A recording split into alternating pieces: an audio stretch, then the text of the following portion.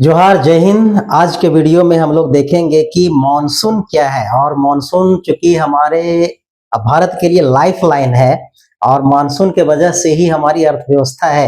यानी कि भारत एक कृषि प्रधान देश है और कृषि डिपेंड करता है किस पर? मॉनसून पर। ठीक है, तो ये मॉनसून वास्तव में है क्या, इसका नाम कैसे मॉनसून पड़ा और इसके विषय में बहुत सारे इंटरेस्टिंग फैक्ट के विषय में आज के वीडियो में हम लोग जानेंगे। तो बने रहिए वीडियो के लास्ट तक, आपको भरपूर ज्ञान भी मिलेगा और इंटरेस्टिंग रोचक तथ्य से भी आपको सामना हो जाएगा। ठीक है, आइए देखते हैं मॉनसून वास्तव में क्या है। तो monsoon is the life line of our country, हमारे देश का क्या है? लाइफ लाइन है। ठीक है, आइए समझते हैं मॉनसून शब्द वास्तव में आया कहां से।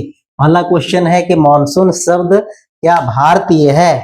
जी नहीं, मॉनसून जो शब्द है वो भारतीयों के द्वारा यानी भारत का शब्द नहीं है। ये मॉनसून शब्द जो है वो अरबी शब्द है। कैसा शब्द है? अरबी शब्द है। एकदम शॉर्ट में समझिए, एकदम आपको स्पष्ट क्लियर आपको समझ में आ जाएगा। ठीक है, अरब आप देख पा रहे हैं कि ये अफ्रीका महादेश है और अरब कहां पर है? तो ये अरब है। बात समझ रहे हैं? ये अरब है। अगर अभी आप देख रहे होंगे ईरान और फिर अमेरिका का युद्ध वगैरह, तो हॉर्मुज जल संधि वगैरह देखे होंगे तो आपको स्पष्ट हो गया होगा यही अरब है। ठीक है, तो यहाँ से व्यापारी लोग, और यह क्या है? हिंद महासागर। कौन महासागर है? हिंद महासागर। अंग्रेजी में बोलते हैं इंडियन ओशियन। ठीक है, उसके बाद ये क्या है? अरब सागर है। कौन सा सागर है? अरब सागर है। ये कौन सा? यहाँ पर हम लोग बोलते हैं बंगाल की खाड़ी। ये जो खाड़ी है वो कौन सी खाड़ी है? तो बंगाल की खाड़ी। ठीक है, ये हमारा इंडिया है। ठीक है, ये श्रीलंका है। बात समझिए कि मॉनसून जो शब्द है वो कैसे आया। ठीक है, तो सबसे पहले आप जानिए कि जो अरब, जो अभी वर्तमान में जो हम लोग देखते हैं अरब जो कंट्री है वो बहुत ही क्या है?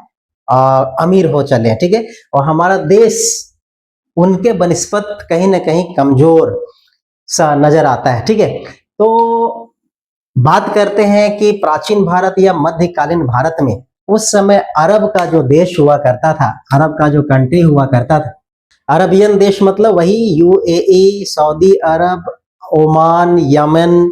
ठीक है, तो ये सब कंट्रीज अभी के डेट में काफी मतलब कि अर्थव्यवस्था के मामले में बहुत ही अमीर देश माने जाते हैं। ठीक है, इनके पास तेल का अकूत भंडार है और बहुत ही अमीर है।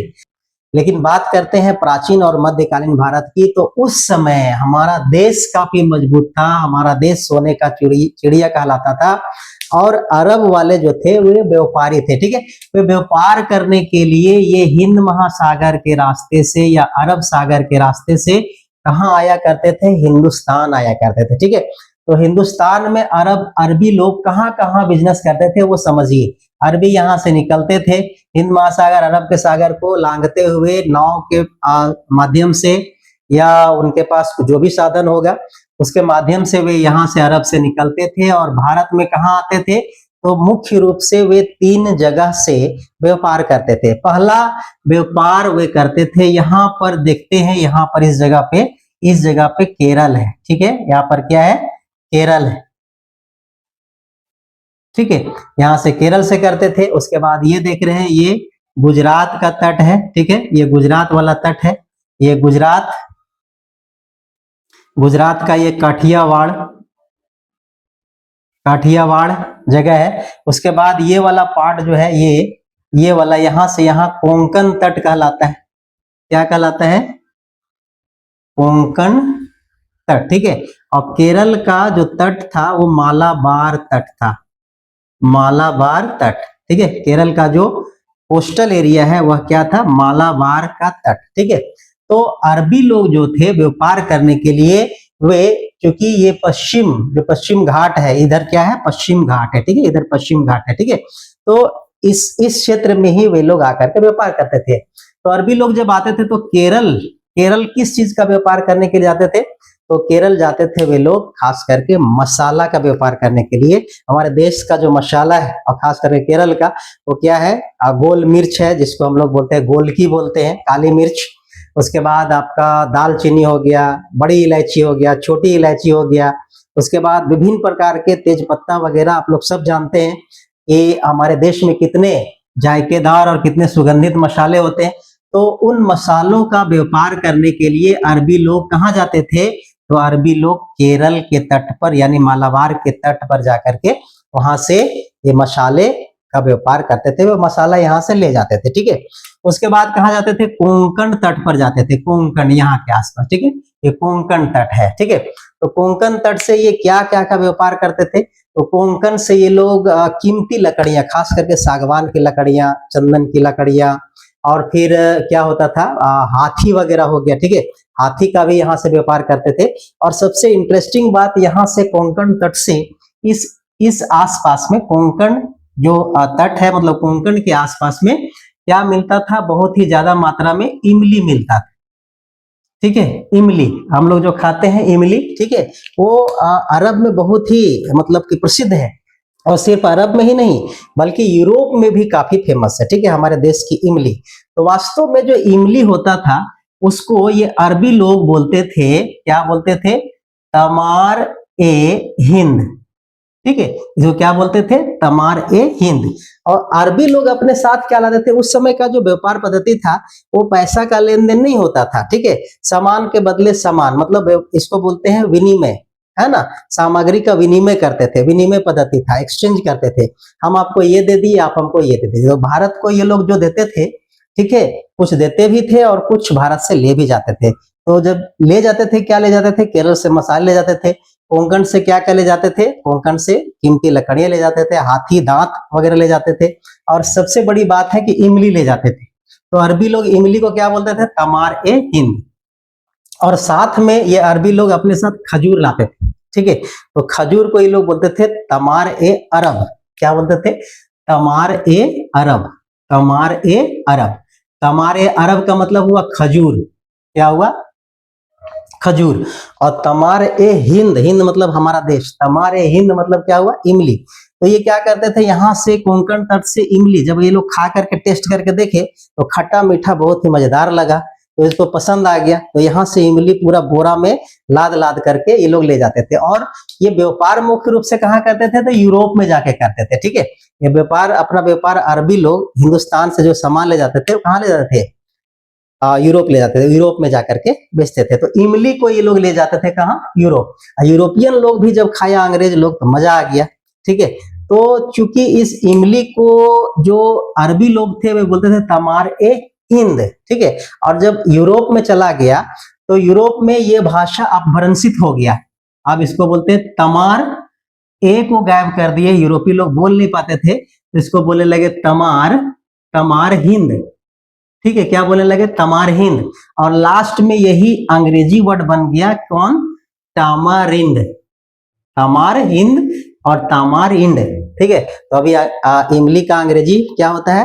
टामारिंड। ठीक है, तो टामारिंड कैसे बना ये आपको समझ में आ गया। ठीक है, तो कोंकण से समझ में आ गया। कोंकण से वे लोग क्या करते थे? इमली ले जाते थे, हाथी दांत ले जाते थे, और बहुत ही कीमती कीमती लकड़ियां भी अपने साथ में ले जाते थे। ठीक है, अब आते हैं गुजरात के काठियावाड़ जो तट था। ठीक है, तो गुजरात से वे क्या क्या व्यापार करते थे आप लोग सब जानते हैं। गुजरात में सूती वस्त्र उद्योग बहुत ही डेवलप्ड है शुरू से और अभी भी है। ठीक है, तो उस समय सूती वस्त्र ले जाना, मतलब रेशम हो गया, सूती वस्त्र हो गया, और जो हीरे, अभी भी हीरा तराशने का सबसे बड़ी बड़ी फैक्ट्रियां गुजरात में ही। तो हीरा वगैरह जो कीमती रत्न होते थे वे अरबी लोग ले जाते थे अपने साथ। ठीक है, और इसके अतिरिक्त क्या करते थे अरबी लोग? हमारे देश में क्या देते थे? रेशम देते थे, या फिर ये लोग क्या करते थे?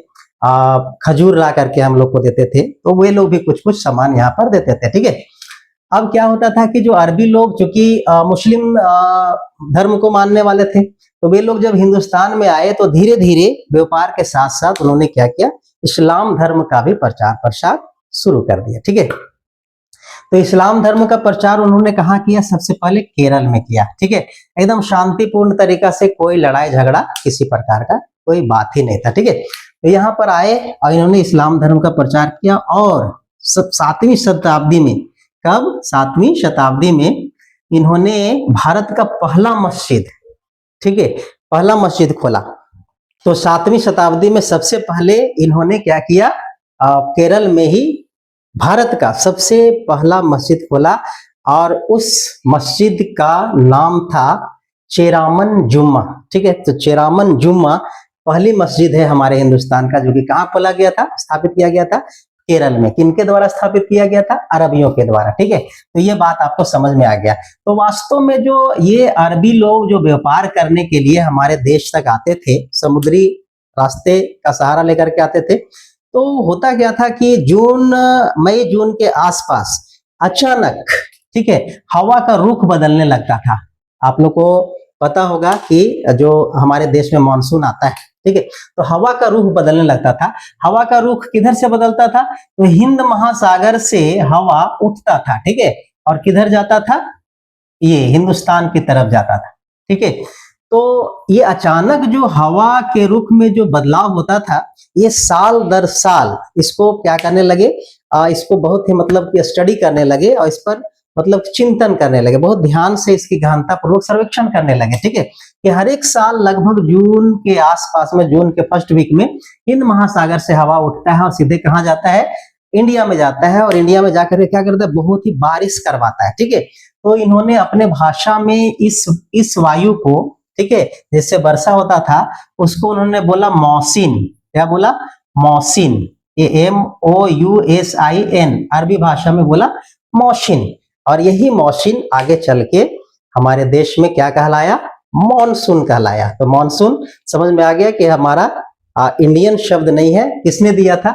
अरबियों ने मॉनसून के विषय में जानकारी दी थी, जो कि कहां से उठता है? हिंद महासागर से, और कहां जाता है? हमारे भारतीय उपमहाद्वीप में जाकर के बारिश करवाता है। ठीक है, मॉनसून में हमने आपको बताया था कि मॉनसून वास्तव में क्यों आता है, ये मॉनसून आने के पीछे क्या वजह है।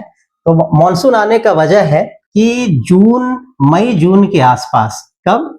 मई जून के आसपास हमारा जो भारतीय उपमहाद्वीप है काफी गर्म हो जाता है। जो गर्मी का सीजन चल रहा होता है, तो यहाँ गर्म हो जाता है, यहाँ का जमीन जो है वो क्या हो जाता है? गर्म हो जाता है, तप्त हो जाता है। अब गर्म होने से वायु जो है ऊपर उठती है, तो वायु ऊपर उठती है तो यहाँ पर कौन सा जोन बन जाता है? लो प्रेशर का जोन बन जाता है। ठीक है, यहाँ पर लो प्रेशर जोन बन गया, और इसके बनिस्पत ये हिंद महासागर में, यहाँ मेडागास्कर है, ठीक है, हिंद महासागर में क्या होता है? हाई प्रेशर का जोन बन जाता है। और जैसे ही दो वायु दाब क्रिएट होते हैं, हाई प्रेशर एक तरफ और लो प्रेशर, तो वायु इधर से किधर बहती है?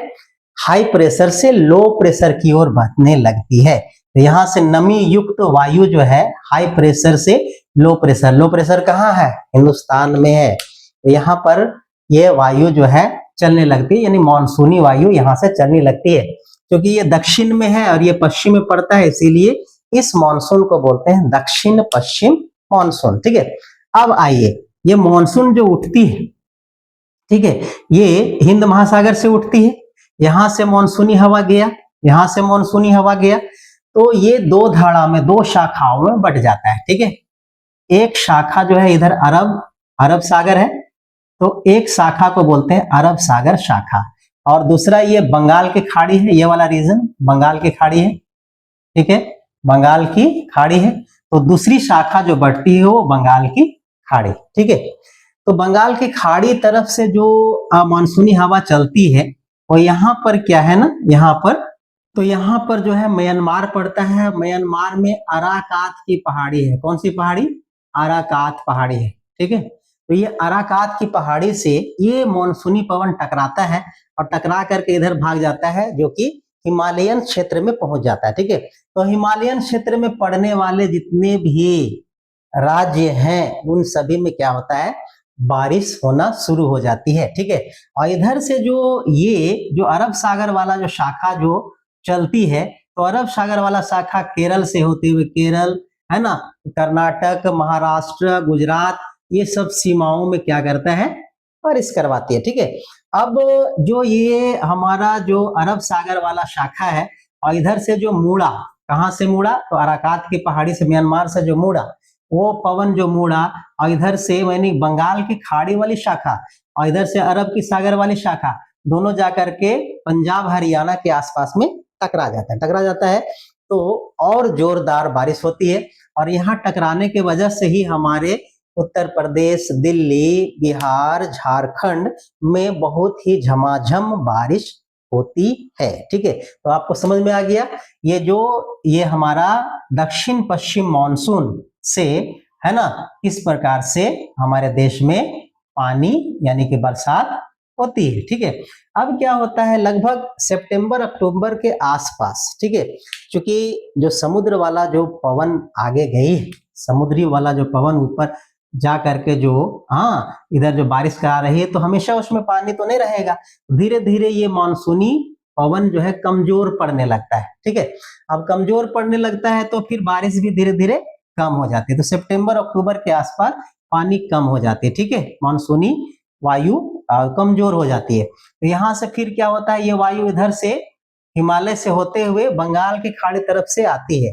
अब बंगाल की खाड़ी तरफ से फिर यहाँ से गुजरते हुए बंगाल की खाड़ी से नमी ग्रहण करती है। क्या ग्रहण करती है? नमी, यानी कि पानी ग्रहण करके फिर ये वायु लौट करके हमारा इधर का जो है ना, यानी कि पूर्वी भाग का, ठीक है, पूर्वी भाग का जो क्षेत्र है, यानी कि हमारा इधर कौन सा होगा, आंध्र प्रदेश हो गया, तमिलनाडु हो गया, उसके बाद हमारा उड़ीसा हो गया, तो इन सब क्षेत्रों में झमाझम बारिश करवाती है। ठीक है, बहुत ही, तो इसको बोलते हैं हम लोग लौटती हुई मानसून, रिट्रीटिंग मानसून। ठीक है, तो लौटती हुई मानसून से ये साइड में हमारा यानी कि पूर्वी क्षेत्र में मानसून मतलब बारिश होती है।